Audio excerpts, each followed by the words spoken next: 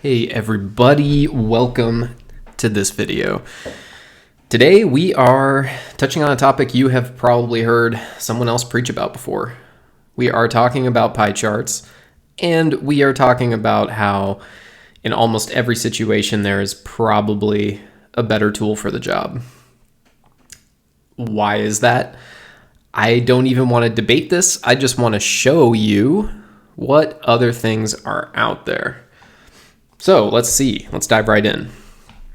So we want to make a pie chart, and we want to maybe play to this pie chart's strengths, right? What does that mean? Well, to show you maybe what would not be playing to this thing's strengths, let's say we're making a pie chart, we put product name on color, and we have this kind of psychedelic circle in front of us. And we want to split this up maybe by sales. You could drop sales onto angle or onto size in Tableau to get a pie chart. By the way, how do you make one in the first place? There's an option in your marks card for pie. So this is something that unfortunately probably everyone has seen before. A random business user got their hands on a business intelligence tool again. And they put a pie chart in here where there's like a million slices of the pie. And then, God help you, they might also put a label on here just so everybody knows what all the different slices are. Okay, so this is clearly not playing to the strengths. So just to make this a fair fight, let's say we're playing to the strengths. Now, what does that mean? Okay, if your boss says you need to build a pie chart or you're going to be fired, you want to know how to make one of these, well, you should probably know that in general you want to minimize the number of slices in the pie. In this case, we have 3 categories in our sample superstore data. And 3 is a pretty good number. Maybe you get up to 5, 7, whatever. You just want to make sure that the slices of the pie actually still make sense. You don't want a million of these things. So do try to keep it low. And then we're going to drop sales up here into size or onto angle in order to get this pie coming to shape. Now here's the first problem with a pie chart. First thing is we don't necessarily know which slice is what. We have this nice legend up here, which is helpful, but it's not immediately available in the visual. So maybe what a lot of people would do, they would put labels on this. Okay, now we have labels. But is the blue one bigger or is the yellow? Wait, that's orange. Sorry, my first day looking at colors. Is the orange one bigger or the blue one? I don't know. So what a lot of people again would do is they would drop sales onto labels, and now we can see, okay, 719,000 is smaller than 742,000. Cool, now we know which one of these is the biggest. So let's stop there. Let's say this is a pie chart that you have probably seen before in somebody's presentation. And let's just see what the alternative reality is for expressing this data. So let's hop over here into this other worksheet that's hinting at what we're going to do. It's called No Pie Charts.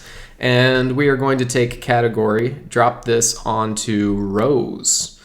And we are going to take sales and put this onto columns. And we have ourselves a standard bar graph.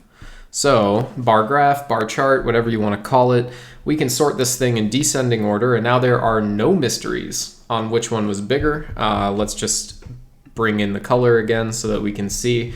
Remember, there was this existential crisis we had. We didn't know which one was bigger, blue or orange, and turns out blue was bigger. Well, in a bar graph, just structurally, the way this thing is designed, you're already going to get this piece of information.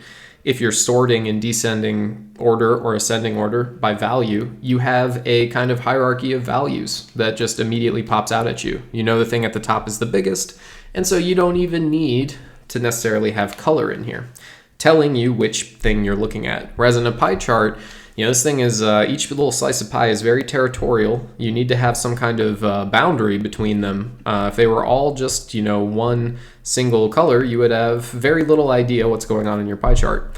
So just simply by the way that this thing exists, a bar graph is superior at conveying this kind of information over a pie chart.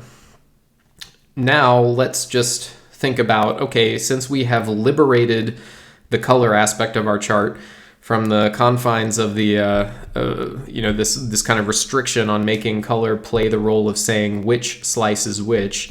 In the bar graph, that's not necessary. So we have actually liberated this color element from playing that role, and it can do something a little more useful for us. Like right now we're looking at sales in descending order, but maybe we want a little bit more of an insight into what's going on with these categories.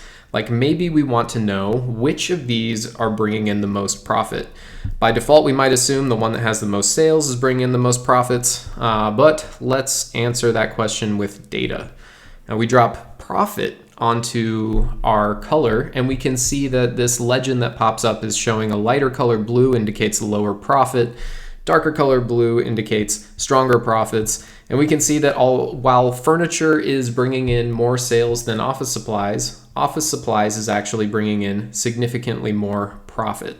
We could also color by profit ratio if we care more about the proportion of profits rather than the volume of them, and we see the same ultimate conclusion.